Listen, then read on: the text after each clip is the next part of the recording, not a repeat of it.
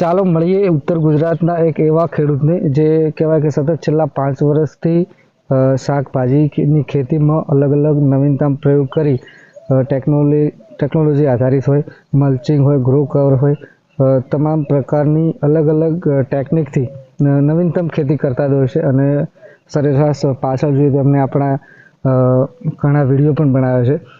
ખાસ બીજી વાત એ પણ કરવી છે આજે કે અમે દરરોજ આપના માટે કંઈક નવા અલગ અલગ વિડીયો લાવતા રહીએ છીએ અને ખાસ એટલા માટે જ લાવીએ છીએ કે તમે એ વિડીયો જોઈને નવીનતમ આપના ખેતીમાં પ્રસિદ્ધિ મેળવો અને સારી ખેતી કરી શકો અને એમાંથી સારી આવક મેળવો, એ હેતુથી જ અમે આપના માટે અવનવા વિડીયો બનાવીએ છીએ.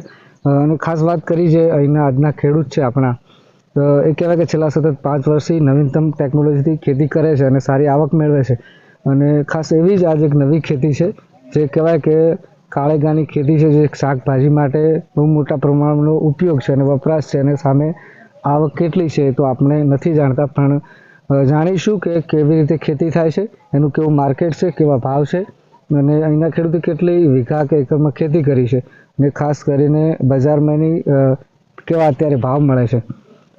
ખાસ કરીને વાત કરીએ, આપણો પરિચય આપશો કે જે કાળેંગાની ખેતી છે કેટલા વીઘા કે એકરમાં છે? મેં અત્યારે કાળેંગાની ખેતી શરૂઆત તો મારું જે પ્રહલાદજી શામજીજી ઠાકોર, ગામ નેકોઈ, તાલુકો કોકરેજ, જિલ્લો બનાસકાંઠા. હું છેલ્લા 5 વર્ષથી અલગ અલગ પાકની શાકભાજીની ખેતી કરું છું. બરાબર.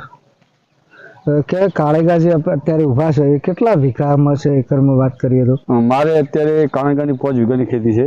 બરાબર. કહેવાય કે કાળેગા જે